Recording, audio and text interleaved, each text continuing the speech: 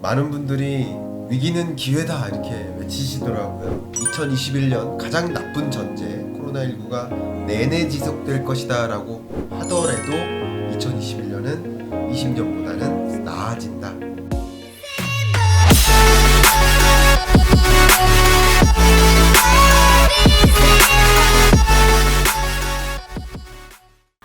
안녕하세요. 우리 준톡입니다. 반갑습니다.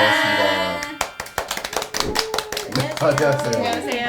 네. 올해 새해를 맞이해서 굉장히 중요한 분을 모셨는데요. 네, 경제 읽어주는 남자 김강석 교수님을 모셨습니다. 반갑습니다. 아, 저를 모신 건가요? 네. 저 같이 하는 건 줄 알았는데. 아니에요. 누가 오실 줄 알았나? 아, 특별히 모셨습니다. 그런 거군요. 네, 인사드리겠습니다. 안녕하세요. 경제 읽어주는 남자 김광석입니다. 반갑습니다. 네. 저희 오늘 특별히 교수님 모셨는데 오늘 경제에 대해서 얘기해 주시나요? 그렇죠. 제가 뭐 경제 말고 다른 얘기할 수는 없겠죠. 올해 경제 전망이 어떻게 될지 궁금해요. 네, 여러분들 소위 2020년 경제를 막 끝을 내고 네. 2021년의 문턱이라고 볼 수 있겠는데 정말 혼란스러운 한 해를 보내지 않았습니까? 맞아요. 네. 세계 경제로 보면 마이너스 4.4%.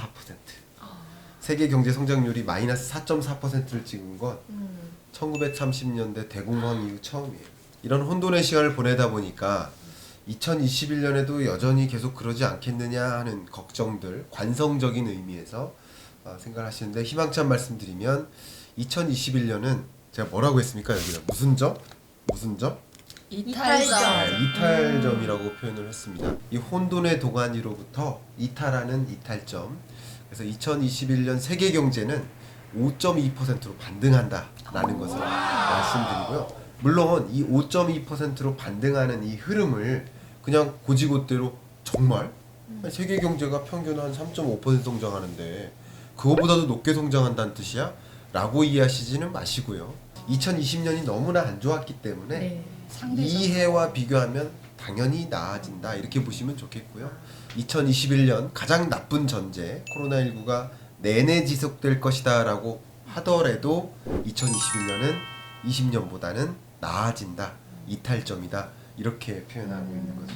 우리 주부들은 네. 한국 경제도 잘 아시는 분들도 많지만 한국 경제도 아리송한 것들이 많은데 세계 경제와 한국 경제에 대해서 어떤 연관성이 있을지. 네. 경제를 볼 때 세계 경제 성장률과 또 한국 경제 성장률이 철저하게 동조화를 이룹니다. 그러니까 세계 경제가 회복되는 국면에 우리나라 경제만 어려운 적이 단 한 번도 없었어요. 그러니까 세계 경제가 한국 경제랑 함께 맞물려 간다. 더군다나 우리 경제는 특별히 뭐 수출 의존도가 높은 나라 뭐 이렇게 표현 많이들 하잖아요.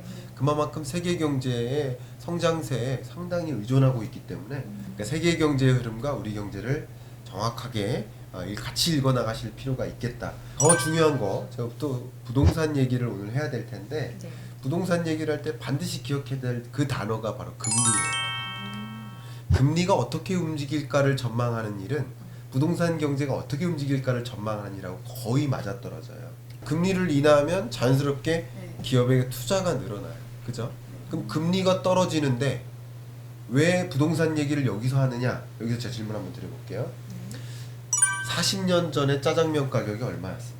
여러분 한번 답변해 봐 주십시오. 얼마였어요? 40년 전? 네, 그때 저는 그때 안 살아가지고 500원 아니에요? 잘 몰라. 아니요, 저 어릴 때 생각도 안 했던 것 아 같아요. 그래? 네. 500원 이렇게 네. 아기 때. 네, 500원. 맞아요. 그럼 지금은 뭐 한 5,000원 된다고 해보죠. 짜장면 가격이 10배 올랐어요. 그러면 실제 짜장면의 가치도 10배 올랐나요? 여러분 그렇게 생각하세요? 오히려 가치가 떨어지지 않았을까요? 가치가 피자나 치킨 이런 것들을 먹을 게 그렇네요. 많아졌으니까 네. 가치가 떨어졌다고 가치가 느끼세요? 네. 그래서 40년 전만 해도 짜장면은 아버지 월급날에만 먹고 맞아요. 그렇죠. 네. 아빠랑 졸업식 같이 날 가서. 먹고. 아빠랑 가서. 그 노래 가사에서 어머니는 짜장면 싫다고 하시고. 비싸니까 네. 가치는 떨어졌는데 가격은 왜 올랐을까? 이게 가장 궁극적인 질이에요. 물건의 가치가 오른 게 아니라 물건을 사려는 돈의 가치가 떨어진 것이다. 그럼 돈의 가치가 쉽게 말해서 40년 전에는 500원을 주고 짜장면을 바꿨지만 지금은 그 500원 주고 짜장면을 못 바꾸는 거예요. 돈의 가치가 떨어지면 물건의 가치가 오르는 거죠. 자연스러운 현상이에요. 이렇게 양적 완화와 통화 정책이 집중되면서 돈의 가치가 떨어지는 이런 과정에서는 자연스럽게 자산 가치가 오른 것이다. 그럼 부동산 시장의 경향성도 이렇게 들여다볼 수 있는 것이라고 봅니다. 2021년에는 기준금리의 변동이 없어요. 다만 시중금리는 살포시 반등하는 흐름이 유지됩니다.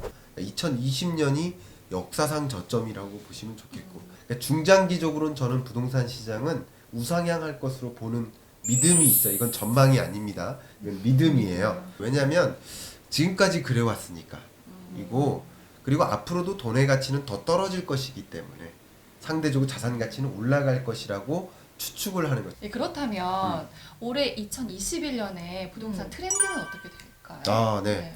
부동산이라고 하면은 아마 우리 시청자 여러분들 입장에서는 굉장히 큰 그림이기 때문에 좀 쪼개드려야 될 것 같아요. 반쪽이 상용 부동산 시장이고요. 또 다른 반쪽이 주거용 부동산 시장이죠. 이 상용 부동산 시장을 먼저 말씀드려 볼게요. 이 코로나19 충격 이후에 어떤 변화가 있었냐면 많은 기업들이 비즈니스 사이즈를 줄여요. 그러면 오피스 공간이 줄어들겠죠. 그러면서 공실이 늘어납니다. 이게 굉장히 중요한 변화고요. 두 번째 중요한 변화를 말씀드리면 재택근무하면 난리가 날 줄 알았는데 재택근무 해보니까 이거 생산성 안 주네? 이런 걸 느낀 거예요. 그러면서 특히 판교 쪽이라든가 이제 혁신 기업들은 어떤 변화를 또 직면했냐면 재택근무를 우리 경영 전략 기법으로서 활용하자가 됩니다. 왜냐면 책상 빼곡히 채워놓고 다 여기서 일해 이러다가 아니야, 그냥 도서관식 책상을 하나 쫙 깔아놓고 그날 앉은 사람이 자기 책상이 되는 거예요. 순환직으로 재택근무를 활용해요. 이 거대한 오피스 공간이 필요 없는 거예요. 엄청나게 많은 임차료를 물 필요가 없어진 거예요. 그러면서 임차료를 세이빙하고 생산성은 유지하고 정부의 지원까지 받을 수 있게 됐어요. 그러면서 재택근무도 활용하자. 구조적인 변화가 일어나기 시작한 거예요. 이런 변화 속에서 많은 기업가들이 투자 의지가 꺾이니까 공실이 계속 늘어납니다. 상가용 부동산 시장이 안 좋고요. 그 다음 상가 부분에서 중요한 거 말씀드리면 자영업자들의 폐업입니다.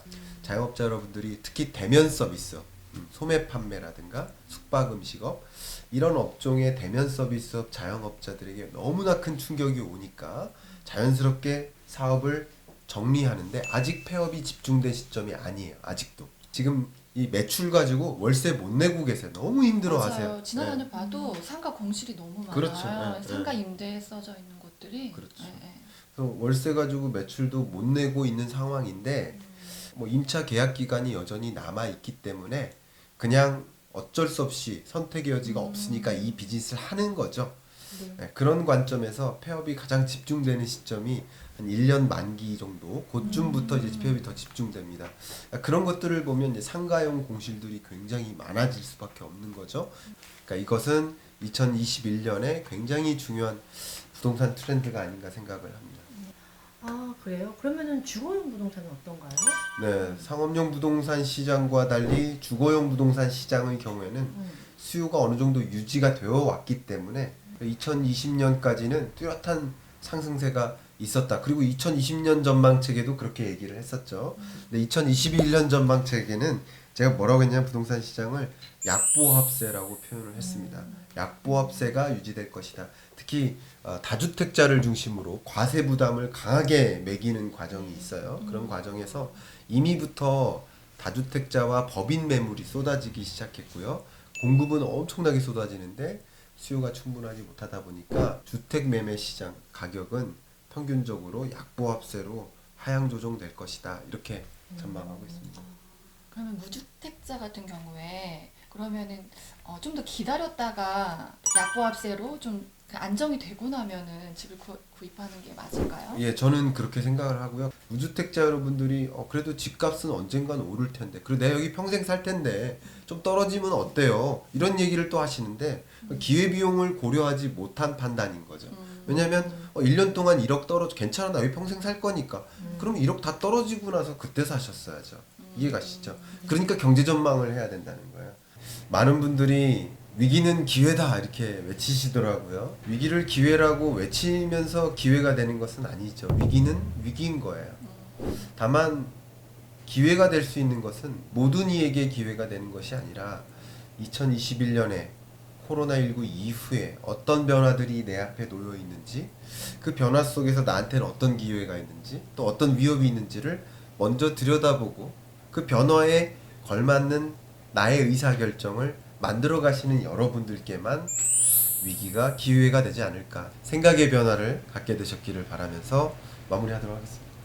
예, 오늘 방송 잘 보셨지요? 네. 경제 읽어주는 남자의 포스트 코로나 2021년 경제 전망, 이 책을 소감을 잘 남겨주시는 분들께 선물로 저자 사인이 된 이 책을 선물로 드리겠습니다.